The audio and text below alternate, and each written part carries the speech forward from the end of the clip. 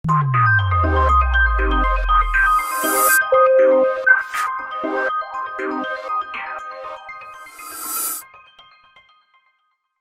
तक हमने देखा कि 1 डायमेंशन 2 डायमेंशन क्या होता है। अब इसके बाद देखेंगे हम 3 डायमेंशन। 1 डायमेंशन 2 डायमेंशन मीन्स एक विमा और 2 विमा, और फिर अब देखेंगे हम 3 विमीय यानी कि 3 विमा या 3 डायमेंशन क्या होता है। 3 डायमेंशन को समझने के लिए थोड़ा सा 1 डायमेंशन और 2 डायमेंशन को अगर देख लेंगे शार्ट में, तो 3 डायमेंशन बड़े आसानी से समझ में आएगा कि क्यों इसकी आवश्यकता पड़ी।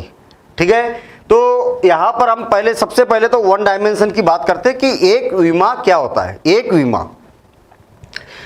विमा का मतलब यह है कि अगर मान लिया जाए कि मेरे पास में कुछ इस प्रकार से बिंदु है, देखिए कुछ इस प्रकार से बिंदु है, 3 भी हो सकते हैं, 4 भी हो सकते हैं, कई हो सकते हैं। ठीक है, यदि मान लिया जाए कि मैं ये तीनों बिंदुओं को मिला दूं और एक सरल रेखा पर अगर आ जाए, देखिए मैंने क्या बोला कि तीनों बिंदुओं को अगर मैं मिला दूं और तीनों बिंदु अगर सरल रेखा पर आ जाए तो ये क्या हो जाएगा, एक विमा हो जाएगा। देखिए चारों के चारों बिंदु एक सरल रेखा पर आ गए तो ये क्या हो जाएगा, एक विमा हो जाएगी।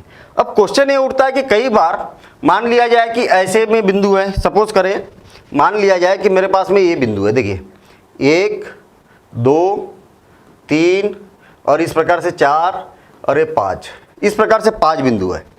अब ये सारे बिंदु एक रेखा पर आ रहे हैं क्या? हाँ, एक रेखा पर आ गए तो आपका केवल एक विमा से काम हो जाएगा।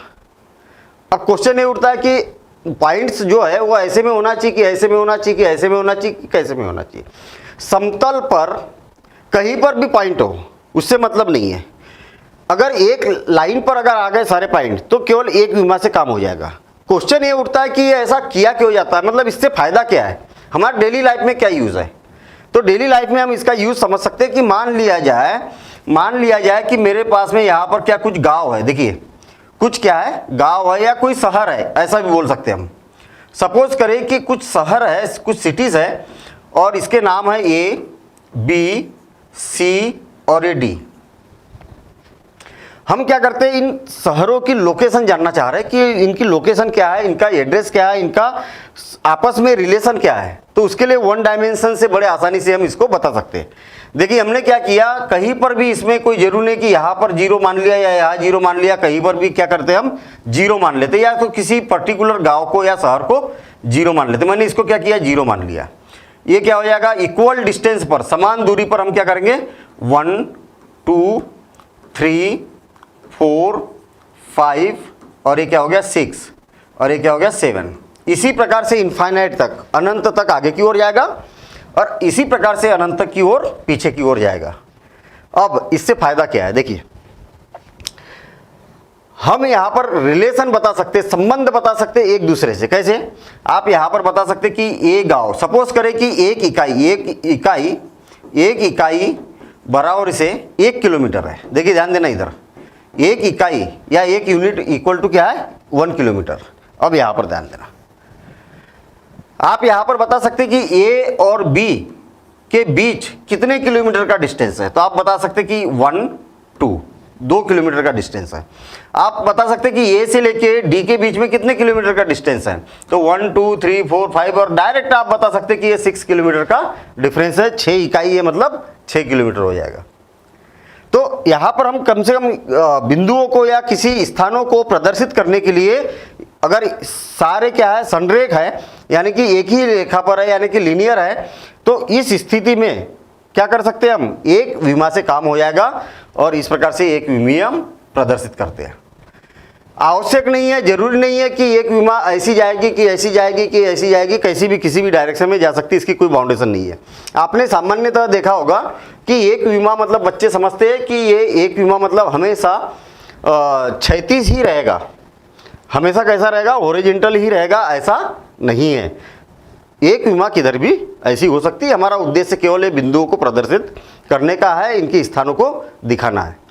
अच्छा, यदि मान लिया जाए कि हमारे पास में कुछ पॉइंट्स है जो कि एक रेखा पर नहीं है स्थित, देखिए थोड़ा सा डिटेल करेंगे हम, विमाओं से संबंधित हर एक जानकारी लेंगे हम, क्यों आवश्यकता पड़ी, इसका हमारे डेली लाइफ में क्या यूज़ है और इसको प्रदर्शित कैसे किया जाता है, इसको दिखाया कैसे जाता है।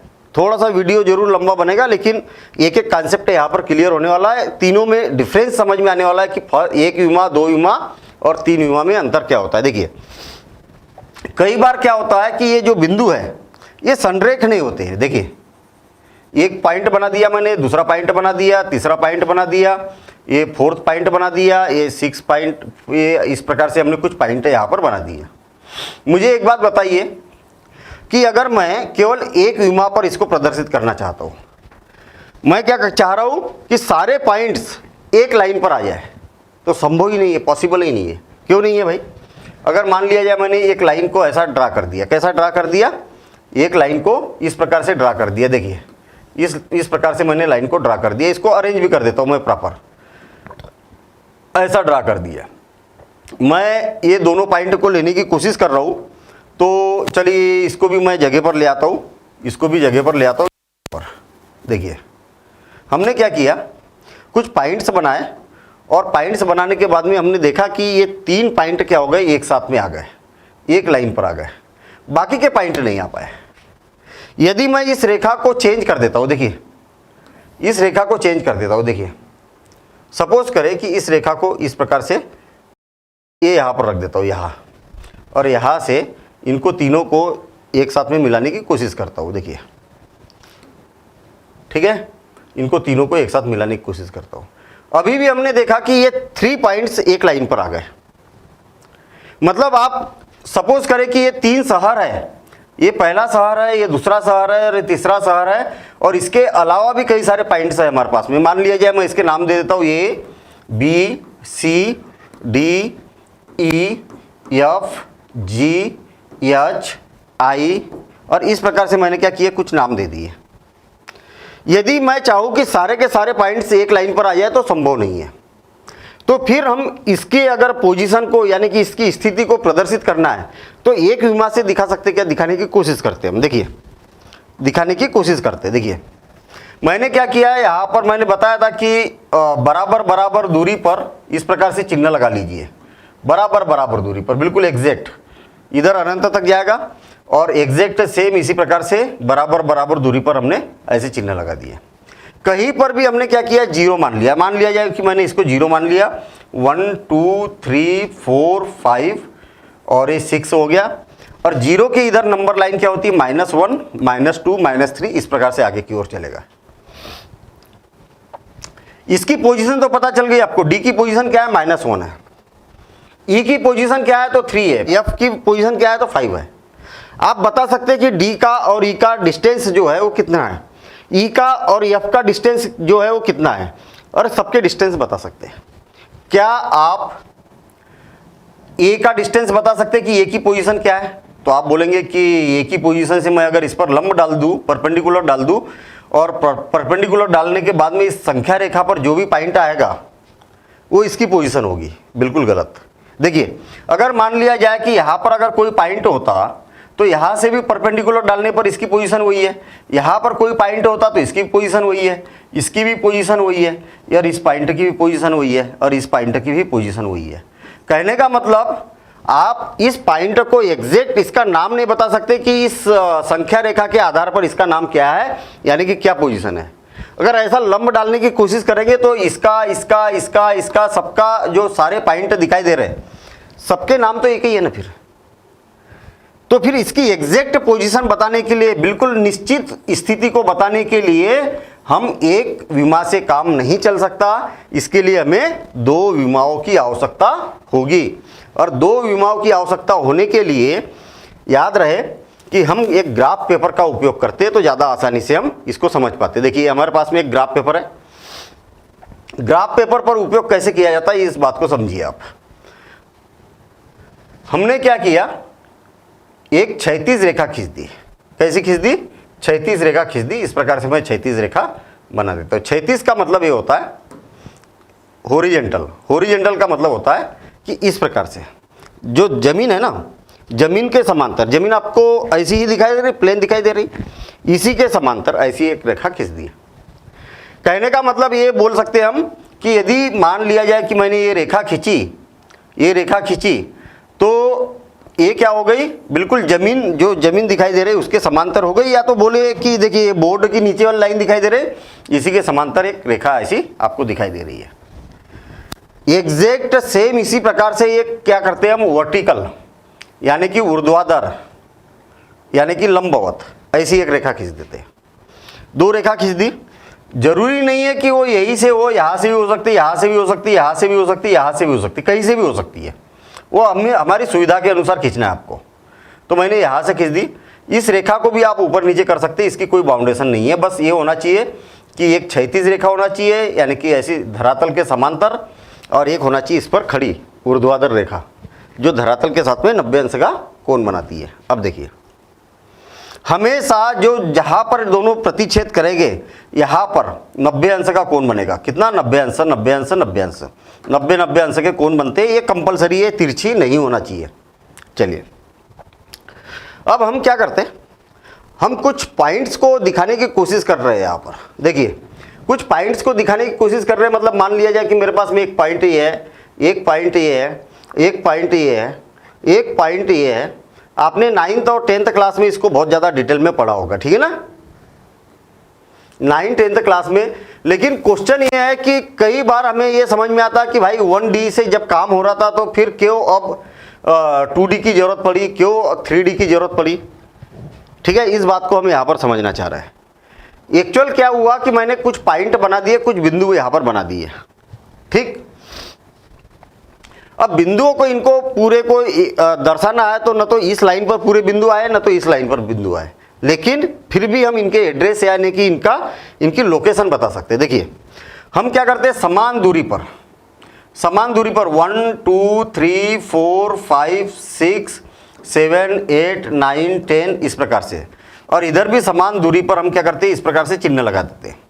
ग्राफ पेपर पर ऑलरेडी ग्राफ बना होता है, बराबर चिन्ह लगाना स्वाभाविक होता है। इसका जो एक खाना होता है, इसका जो ग्राफ पेपर पर एक खाना होता है, तो ये 1 सेंटीमीटर होता है चौड़ा और 1 सेंटीमीटर होता है लंबा। कहने का मतलब इसकी लंबाई और चौड़ाई क्या होती है, बराबर होती है, 1 सेंटीमीटर 1 सेंटीमीटर। आप स्केल की सहायता से ग्राफ पेपर को माप सकते हैं। आप देखेंगे कि ये जो डार्क लाइन है, दोनों के बीच कितने का अंतर है, 1 सेंटीमीटर का अंतर है। और एक खासियत कि इसको बराबर बराबर जो पतली पतली सी लाइनें होती है, बराबर 10 भागों में विभाजित करती है। 2 1 2 3 4 5 6 7 8 अरे 9 और 1 उसको मिला के 10 हो गया। तो एक खाना जो है पूरा 1 सेंटीमीटर का हो गया। तो ये जो दो छोटी छोटी पतली सी लाइनें हैं, इसके बीच में 1 मिलीमीटर का अंतर होता है। ठीक है, अब देखिए जैसा हमने x एक्सिस पर बनाया वैसे y एक्सिस पर भी बना देंगे, एग्जैक्ट सेम ऐसे ही 1 2 3 4 5 6 7 8 9 10 11 12 13, और इसी प्रकार से नीचे भी हमने यहाँ पर बना दिया। देखिए ध्यान देना इधर। अब ये होता है x और ये होता है x डैश। ये याद रहे कि जो क्षैतिज लाइन है, क्षैतिज रेखा है, इसको x एक्सिस बोला जाता है, x अक्ष बोला जाता है, और जो ऊर्ध्वाधर है उसको y अक्ष बोला जाता है। तो ये y हो जाएगा और ये क्या हो जाएगा, y डैश हो जाएगा। अब देखिए ये क्या होता है, जहां पर ये प्रतिच्छेद होता है ये क्या होता है, 0 होता है। इधर की ओर जाएंगे तो पॉजिटिव होता है, कैसा होता है, धनात्मक, और यहां से इधर की ओर जाएंगे तो ऋणात्मक होता है, माइनस होता है, नेगेटिव। सेम इसी प्रकार से ऊपर की ओर जाएंगे तो +1 +2 +3 +4 +5 +6, और इसी प्रकार से ऊपर की ओर क्या होता है, पॉजिटिव होता है, और नीचे की ओर क्या होता है, नीचे की ओर क्या होता है, नेगेटिव होता है। याद रहे कि जो मैंने यहाँ पर निर्देशांक तल बोला जाता है, इसको निर्देशांक तल बनाया तो उसके राइट हैंड साइड में धनात्मक, लेफ्ट हैंड साइड में ऋणात्मक, ऊपर की ओर धनात्मक, नीचे की ओर ऋणात्मक। ऐसा याद रखिए कि x धनात्मक y धनात्मक, x डैश ऋणात्मक y डैश ऋणात्मक, जिधर डैश लगा है वो ऋणात्मक। अब हम किसी भी बिंदु को यहाँ पर प्रदर्शित कर सकते हैं। देखिए कैसे प्रदर्शित करेंगे। मान लिया जाए कि मुझे इस बिंदु को प्रदर्शित करना है, तो इस बिंदु से क्या करते हैं हम, इस बिंदु से क्या करते हैं हम, इस पर लंब डाल देते हैं। किस पर, इस रेखा पर। देखिए इस रेखा पर लंब डाल दिया। सेम इसी प्रकार से इस रेखा पर क्या कर देते हैं, लंब डाल देते हैं। और इसके लिए आप स्केल का भी प्रयोग कर सकते हैं। क्या का प्रयोग कर सकते हैं, स्केल का प्रयोग कर सकते हैं। देखिए आपके पास में स्केल है, आपने क्या किया, इस प्रकार से इसको इस प्रकार से डैश डैश से मिला दिया, इसी प्रकार से इसको भी डैश डैश से मिला दिया। किसको, इसको भी डैश डैश से मिला दिया। देखिए ये देखिए इस प्रकार से डैश डैश से इसको भी हमने क्या कर दिया, मिला दिया। मिलाने के बाद इसका नाम क्या है, ओवरऑल जो मेहनत कर रहे हैं ना वो किसके लिए कर रहे हैं हम, इसकी पोजीशन क्या है, इसकी स्थिति क्या है, इसको प्रदर्शित करने के लिए कर रहे हैं। तो एक अक्ष पर मालूम है आपको कि यहां से इधर क्या होता है, धनात्मक होता है। तो 1 2 3 4 पहले लिखा जाता है एक्स का नाम 4, और फिर लिखा जाता है वाई का नाम 1 2 3 4 5 6 7 8 9 10। यहाँ कामा लगा दिया जाता है, 10 लगा जाता है। याद रहे कि पहले एक्स की वैल्यू रखी जाती है और फिर वाई की वैल्यू रखी जाती है, ठीक है। और इसको बोला जाता है निर्देशांक, कोऑर्डिनेट। क्या बोला जाता है, निर्देशांक। निर्देशांक इसको बोला जाता है निर्देशांक। किसको, निर्देशांक, बिंदु बोल सकते हैं हम, बिंदु है ना, तो निर्देशांक बिंदु बोला जा सकता है या कोऑर्डिनेट पॉइंट बोला जाता है। इसी प्रकार से अगर आपको कोई भी पॉइंट दिखाना है, देखिए मैं ये वाला पॉइंट दिखाना चाह रहा हूं, तो स्वाभाविक सी बात है कि सेम वही वाला कॉन्सेप्ट बनेगा। यहाँ पर कौन सा कॉन्सेप्ट बनेगा कि मैं मान लिया जाए कि इस पॉइंट को दिखाना है, तो मैं एक अक्ष पर लंब डाल देता हूँ इस प्रकार से डॉट डॉट करके, और इसी प्रकार से वाई अक्ष पर लंब डाल देता हूँ, वाई अक्ष पर लंब डाल देता हूँ। देखिए इस प्रकार से हम क्या करेंगे, इसको भी मिला देंगे, ठीक, और इसको मिला देंगे इस प्रकार से, इस प्रकार से। तो ऐसे मिला देता हूँ इस प्रकार से। देखिए अब इसका नाम क्या होगा, तो आप देखेंगे कि एक अक्ष पर क्या है, तो आपको मालूम है कि यहाँ से इधर क्या होता है, ऋणात्मक होता है। तो 1 2 3 कितना हो गया, 3 हो गया। देखिए यहाँ पर क्या हो गया, 3 हो गया। और y में देखेंगे तो 1 2 3 4 5, तो 5। हमने यहाँ पर एक मिस्टेक की है। क्या मिस्टेक की है, ये बात बताइए। आपको मालूम है कि यहाँ से इधर क्या होता है, पॉजिटिव होता है एक अक्ष में, और इधर से क्या होता है, नेगेटिव होता है। तो नेगेटिव में कितना चला, 1 2 3, तो ये क्या हो जाएगा, -3 हो जाएगा। और ऊपर की ओर क्या होता, धनात्मक, इसलिए +5 हो गया। फिर से और एक बार देखिए, मान लिया जाए कि मुझे इस पॉइंट को दिखाना, इस पॉइंट को, तो मैं क्या करूंगा, इस पर लंब डाल दूंगा और इसी प्रकार से इस पर भी लंब डाल दूंगा। देखिए आप देखेंगे कि एक अक्ष पर कितना है, तो -1 -2 -3। देखिए -3 कामा, फिर उसके बाद में y अक्ष पर 1 2 3 4, तो -4। याद रहे कि एक अक्ष पर इधर ऋणात्मक, इधर भी ऋणात्मक, एक अक्ष पर इधर धनात्मक, y अक्ष पर इधर धनात्मक। तो आप देख पा रहे होंगे कि हर एक पॉइंट को हम इस पर दिखा पा रहे हैं, हर एक पॉइंट पर दिखा पा रहे हैं। इसीलिए इसको क्या बोला जाता है, समतल। इसको क्या बोला जाता है, समतल आकृति। इसको क्या बोला जाता है, समतल, समतल, समतल आकृति। समतल आकृति क्या होती है, समतल आकृति का मतलब यह है कि जो इस समतल पर आ जाए, ठीक है ना। और तो फिर ऐसी कौन सी आकृति होती है जो समतल पर नहीं आती है, उस पर अभी हम डिस्कशन करेंगे। तो ये क्या कहलाती है, सारी की सारी समतल आकृतियां कहलाती है। चलो ठीक है,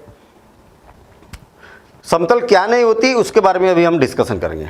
याद रहे कि समतल आकृतियां जो होती है ना, वो क्या होती है, तो मैं यहाँ पर कुछ समतल आकृतियों के उदाहरण दे रहा हूँ। देखिए मान लिया जाए कि आपके पास में एक त्रिभुज है, ये त्रिभुज बना दिया। मान लिया जाए कि आपके पास में एक वृत्त है, ये वृत्त बना दिया, ठीक है। मान लिया जाए कि आपके पास में एक चतुर्भुज है, ये चतुर्भुज बना दिया। मान लिया जाए, जरूरी नहीं है कि त्रिभुज चतुर्भुज ही हो, इस प्रकार से कोई भी आकृति हो सकती है, इस प्रकार से कोई भी आकृति यहाँ पर हो सकती है। ये देखिए मैंने एक स्टार बना दिया, छोटा सा स्टार बना दिया, ठीक है। तो ये सारी आकृति जो हम बोर्ड पर बना सकते हैं, समतल बना सकते हैं। देखिए बादल भी इस प्रकार से हमने बादल बना दिए। बादल का ये जो 2D डायग्राम हो गया, 2 विमीय वाला डायग्राम हो गया। क्वेश्चन ये उठता है कि भाई ये सारी आकृतियों को इस पर क्यों, कैसे दिखाया जा सकता है। तो मुझे एक बात बताइए कि मान लिया जाए कि मेरे पास में क्या है, ये एक स्टार है। देखिए क्या है, स्टार है ये, और मुझे इस स्टार के बिंदुओं को प्रदर्शित करना है, इस स्टार को दिखाना है, तो आप 2D पर दिखा सकते। कैसे दिखा सकते? देखिए, सपोज करें कि आपको ये वाला पॉइंट दिखाना है। कौन सा? ये वाला पॉइंट, ये वाला। तो आप क्या करेंगे, इससे इस पर लंब डाल देंगे, इससे इस पर लंब डाल देंगे, x का मान देख लेंगे और y का मान देख लेंगे, तो इस बिंदु का आप नाम बता सकते हैं। इस पॉइंट को दिखाना है तो इससे x अक्ष पर लंब डाल दिया, y अक्ष पर लंब डाल दिया, तो नाम बता सकते हैं। मतलब हर एक पॉइंट को प्रदर्शित कर सकते हैं आप, हर एक पॉइंट को प्रदर्शित कर सकते हैं। जिस देखिए, जिस पॉइंट को दिखाना है वहां से इधर भी लंब डाल दिया, इधर भी लंब डाल दिया। इस पॉइंट को दिखाना है तो यहां से लंब डाल दिया, यहां से लंब डाल दिया। आई ना बात समझ में?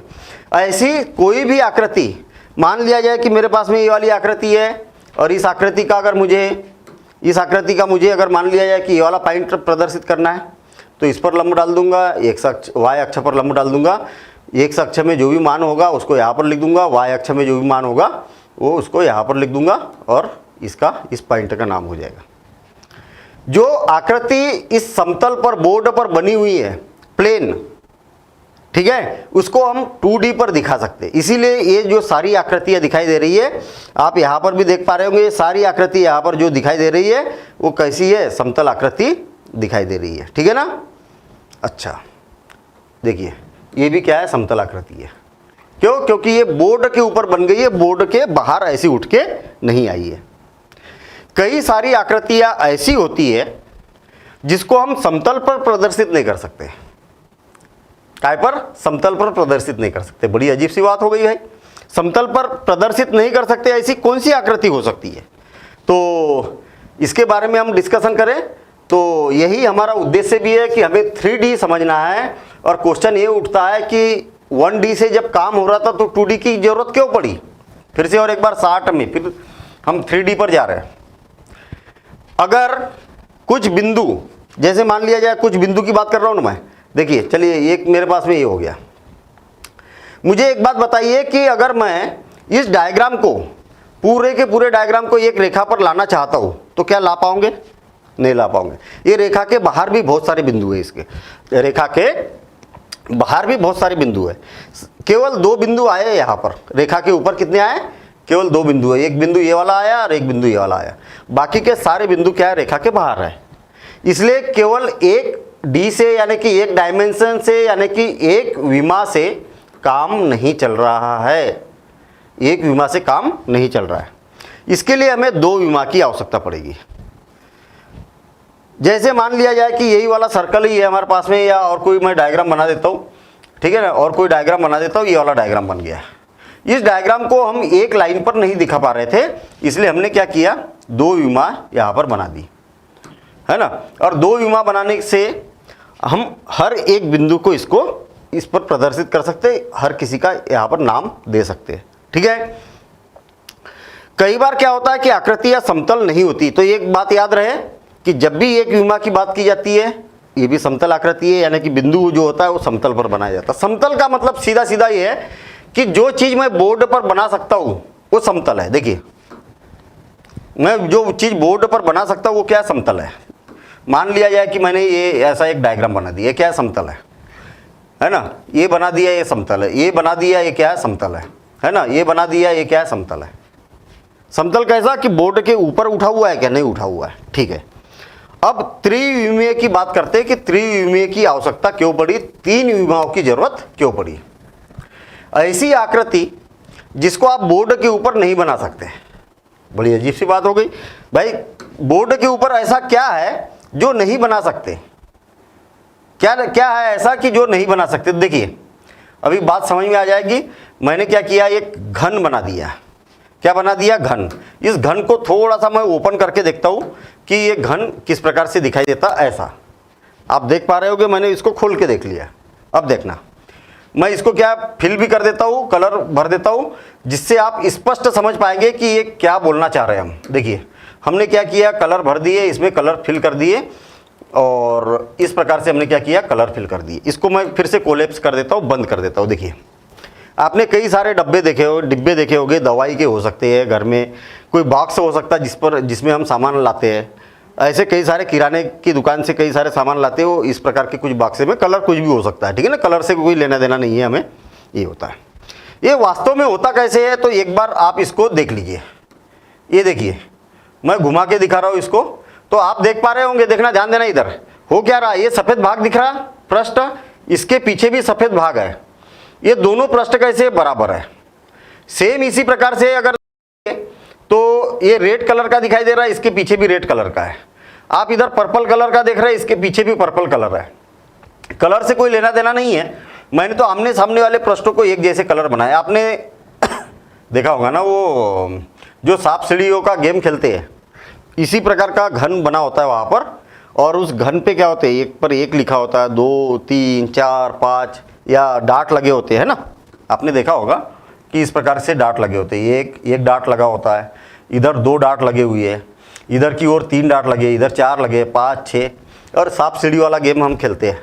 ठीक है, तो इसी प्रकार की आकृति है। मुझे एक बात बताइए कि ये जो आकृति है, क्या आप इस आकृति को बोर्ड के ऊपर बना सकते? तो आप बोलेंगे कि बना तो दी सर आपने। भाई आकृति को बोर्ड के ऊपर बना सकते क्या? तो आपने बोला कि हाँ बना सकते हैं, तो बन तो गई है यहाँ पर आकृति, नहीं बनी है। ये हमने बनाने की कोशिश की है। आप अगर इसको देखेंगे कि ये त्रिविमीय है, मतलब बोर्ड के बाहर ऐसी उठी हुई है। देखिए मेरे पास में एक डस्टर है ना, डस्टर का मैं डायग्राम मैं बोर्ड पर बनाने की कोशिश करता हूं, तो मैं सिर्फ कोशिश कर सकता हूं, एग्जैक्ट डायग्राम नहीं बना सकता। कैसे? देखिए मैंने बोर्ड पर लिया और बोर्ड पर बनाने की कोशिश की, तो केवल ऐसा डायग्राम बना दिया नीचे वाला। इसके अलावा आप देख पा रहे होगे कि बोर्ड से क्या है, ये ऊपर की ओर उठा हुआ है ना, बोर्ड से ऊपर की ओर उठा हुआ है। तो इसको बनाने के लिए हम एक कल्पना कर सकते हैं कि हाँ जो बाहर उठा हुआ है वो इस प्रकार से कुछ डस्टर बना हुआ है। देखिए बोर्ड से ऐसा बाहर उठा हुआ है। जब भी आकृति ऐसी बोर्ड के ऊपर उठी हुई है या इस प्रकार से है कि जो कुछ पृष्ठ बोर्ड के ऊपर बने हुए समतल पर बने हैं और कुछ समतल के बाहर बने हैं, तो ये क्या होता है, 2 विमा में हम इसको प्रदर्शित नहीं कर सकते। 2 विमा में प्रदर्शित नहीं कर सकते इसको। इसके लिए 3 विमा की आवश्यकता पड़ेगी। अब 3 विमा की आवश्यकता पड़ेगी, तो तीन विमा क्या क्या हो सकती है, ये देखिए। बहुत बढ़िया उदाहरण बता रहा हूं मैं आपको। मान लिया जाए कि आप अभी कहां पर है, कमरे में बैठे हैं। ठीक है, कमरे में बैठे हैं, तो कमरे में जो मेरा बोर्ड था ना, ऐसा क्या है, ये समतल है। देखिए मैं क्या बोल रहा हूं, समतल की बात कर रहा हूं मैं, समतल समतल। और यहां पर त्रिविमा की बात कर रहा हूं, त्रिविमा की बात कर रहा हूं, त्रिविमा की बात कर रहा हूं। तो 2 चीजें हो गई, एक तो समतल हो गई और एक क्या हो गया, त्रिविमा हो गई। समतल में 1D होता है और 2D होता है, 2D। और त्रिविमा मतलब 3 डायमेंशन। डी का मतलब डायमेंशन है ना, इंग्लिश में बोला जाता है 3 डायमेंशन। यदि आप अपने कमरे में अगर देखते हैं, तो सपोज करें कि आपको एक दीवार दिखाई दे रही है, उस दीवार पर कोई चित्र बना हुआ है इस प्रकार का। तो इस चित्र को दिखाने के लिए आप दीवार में किसी भी प्रकार का ऐसा बना सकते हैं। कैसे बना सकते हैं, ये बनाने की भी जरूरत नहीं है आपको।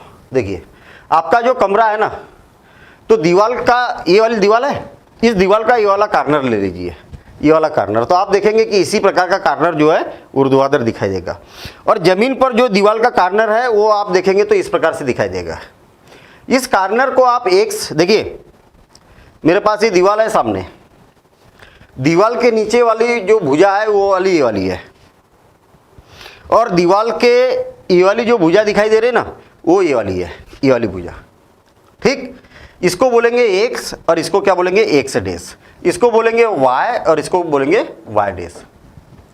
अब आप इसको, इस डायग्राम को दिखा सकते हैं। कैसे दिखा सकते हैं, किसी भी बिंदु को अगर आप दिखाना चाहें ना, किसी भी बिंदु को दिखाना चाहे, कौन सी बिंदु को दिखाना चाह रहे हैं, मान लिया जाए इस बिंदु को दिखाना चाह रहे हैं, तो यहाँ से इस पर क्या करिए, लंब डाल दीजिए, डाल दिया। यहाँ से क्या करिए, इस पर लंब डाल दीजिए और इसको समान बराबर बराबर भागों में विभाजित कर दीजिए, और इसको भी समान बराबर बराबर भागों में विभाजित कर दीजिए। ये कर दिया। अब देखिए बराबर बराबर भागों में विभाजित कर दिया। अब आप इस बिंदु का नाम अगर देना चाहे तो कैसा दे सकते हैं, एक्स में 1 2 3, तो एक्स में कितना हो गया 3, वाई में 1 2 3 4 5 6, तो 3, 6 दे दिया ना। तो यानी कि इसके हर एक बिंदु को आप प्रदर्शित कर सकते हैं। एक्स अक्ष पर लंब डाल के और वाई अक्ष पर लंब डाल के हर एक बिंदु को प्रदर्शित कर सकते हैं। तो कहने का मतलब ये हुआ कि आपने दीवार पर जो देखा वहीं पर आपको समझ में आ गया कि ये एक्स अक्ष होती है और ये क्या होती है, वाई अक्ष होती है। अब हम तीन विमा की बात कर रहे हैं। तीन विमा में आप खड़े हैं यहाँ पर, मैं खड़ा हूँ मान लिया जाए, चलिए मेरा ही एग्जाम्पल ले लेते। पता नहीं आप कहाँ पर खड़े हैं, कमरे में बैठे हैं या और कहीं बाहर मैदान में बैठे हुए हैं, तो ज़्यादा बातें समझ में आएगी नहीं, ठीक है ना। मैं मेरे ऊपर से उदाहरण ले रहा हूँ। मैं क्या है, एक कमरे में बैठा हूँ या खड़ा हूँ अभी। चलिए, मेरे पास में कमरे में सिचुएशन कैसी बनी है, इस बात को देखिए आप। कमरे में सिचुएशन कैसी बनी है, बिल्कुल सिंपल। सबसे नीचे जो लाइन दिखाई दे रही है ये क्या है, एक्स अक्ष है। ये जो ऊर्ध्वाधर लाइन दिखाई दे रही है क्या है, वाई अक्ष है। और इधर जो दिखाई दे रही है क्या है, जेड अक्ष है। ऐसा समझिए, किसी को भी कुछ भी अक्ष समझ सकते हैं, इसकी कोई बाउंडेशन नहीं। देखना, मैं अब फिर से समझ रहा हूँ। ये नीचे वाली जो लाइन दिखाई दे रही है क्या है, एक्स अक्ष है। देखिए ये क्या है, एक्स अक्ष है। ये जो ऊर्ध्वाधर जो ये वाली लाइन दिखाई दे रही है वाई अक्ष है, या ठीक है, ये क्या है, वाई अक्ष है। ऐसा समझिए कि ये एक्स मान लेता हूं मैं, इसको वाई मान लेता हूं, नीचे वाली लाइन, और ये क्या है, ये ऊर्ध्वाधर लाइन। और ये जो लाइन है, देखिए ध्यान देना, इधर एक लाइन उस कोने से इधर की ओर गई है। वो लाइन कैसी गई है, ऐसी गई है, ये ऐसी। तो इसको जेड अक्ष मान लो आप। आई बात समझ में? इस अक्ष को क्या मान लो, जेड अक्ष मान लो। समझ में आई बात? कोने को देखिए, कोने को एक लाइन ऐसी गई है, वो एक्स अक्ष हो गई। ये लाइन ऐसी ऊपर गई है, वाई अक्ष हो गई। ये लाइन ऐसी गई है, जेड अक्ष हो गई। तो एक लाइन गई है यहाँ पर, तो इसको क्या करता हूँ मैं, ये ऊर्ध्वाधर लाइन तो बना नहीं पाऊंगा, कैसे दिखाऊंगा मैं, ऐसी लाइन खींचना है मुझे, बोर्ड के ऊपर खींच पाऊंगा क्या, नहीं। तो इसको मैं क्या कर देता हूँ, तिरछी लाइन खींच देता हूँ ऐसी, और इसका नाम दे देता हूँ जेड। ये होता है एक्स वाई जेड। लेकिन अब आप सोचेंगे कि सर ये तो बड़ी अजीब सी बात हो गई, आपने पहले तो एक्स अक्ष को एक्स डेज भी बताया था, वाई को वाई डेज भी बताया था, जेड को जेड डेज भी बताया था, धनात्मक भी और ऋणात्मक भी।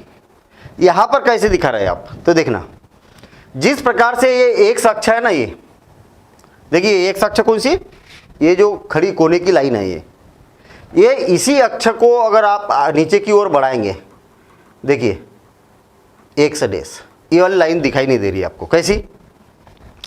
मैं क्या है, अभी सेकंड फ्लोर पर खड़ा हूँ, ये वाली जो ऊर्ध्वाधर लाइन है ना, इसके नीचे और कुछ गया हुआ है, नीचे और एक कमरा है, और नीचे वाले कमरे का वो कॉर्नर से नीचे आई वाली लाइन होगी। देखना फिर से और एक बार, ये वाली जो अक्ष है ना, उस कोने से ऊपर वाली, और ये जो मैंने डैश डैश से बनाई ना, वो छत के नीचे भी गई है। छत के नीचे और एक कमरा है, और नीचे वाले कमरे वाला आदमी देखेगा तो उसको ऊपर दिखेगा, क्योंकि मैं तो इसके ऊपर हूँ ना। मैं अब नीचे के कमरे में पहुँच गया, तो ये वाली लाइन है एक्स अक्ष। ये एक्स कमरे के ऊपर और ये कमरे के नीचे। सेम इसी प्रकार से मैं इसको पीछे की ओर बढ़ाता हूँ, तो ये क्या हो जाएगा, वाई डैश हो जाएगा।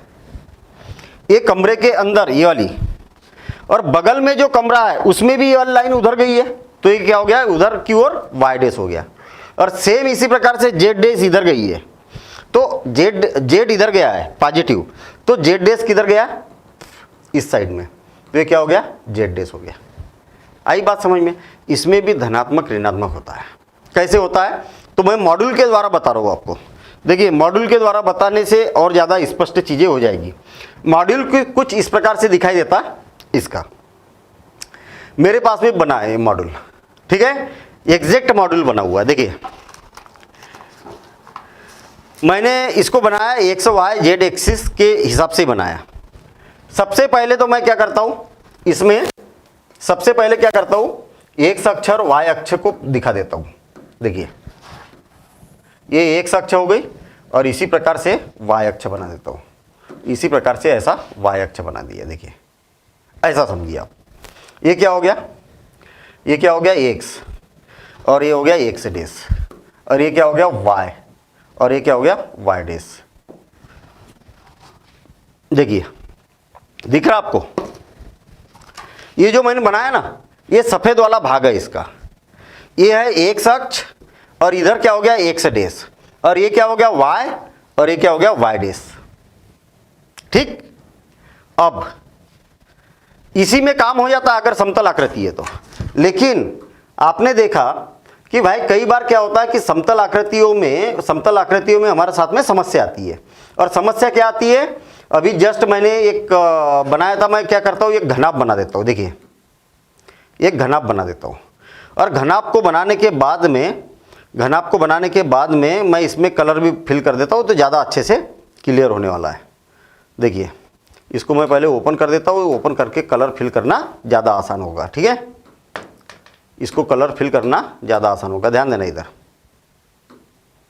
ध्यान देना इधर। इसको क्या है अलग अलग कलर से मैं इंडिकेट कर देता हूँ।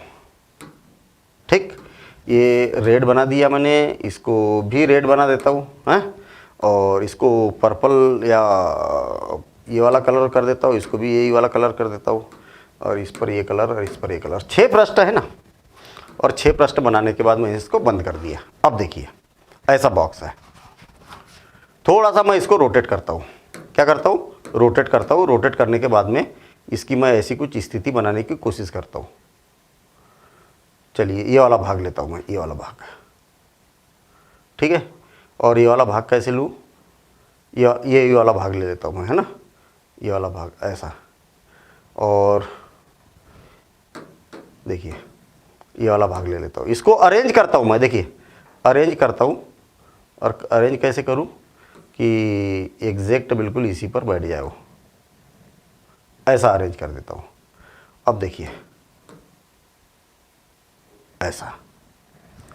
अब आप थोड़ा सा इसको मैं 3D और ऐसा करके दिखा देता हूँ, या तो फिर ये ऐसा कर देता हूँ। ये इसमें चीज़ें ये बड़ी स्पष्ट दिखना चाहिए ऐसी। ठीक, अब देखिए इसमें हो क्या रहा, ये जो पीछे वाला पृष्ठ है ना, इसमें क्या है जो भुजाएं है, देखिए ये ऐसा समझिए आप इसको ऐसा। ठीक है, इसमें थोड़ा सा हटा दो इसको। एक भुजा क्या है इस पर आ चुकी है, एक भुजा क्या है इस पर आ चुकी है। देखिए ऐसा रखा है मैंने, ये ऐसा। तो एक भुजा कहाँ पर आई है, यहाँ पर जमीन पर, है ना, ये ऐसा प्लेन पर। और एक भुजा आ गई है इस पर, ये वाली ऐसी। और यहाँ से ये उठा हुआ है, ये ऊपर की ओर, ऐसा ऊपर की ओर उठा हुआ है। ठीक, जो जेड अक्ष है ना, जेड अक्ष को क्या करेंगे हम, जेड अक्ष को क्या करेंगे, ऊर्ध्वाधर ले लेंगे, ऊर्ध्वाधर ले लेंगे। ये ऐसा, यहां से इस प्रकार से,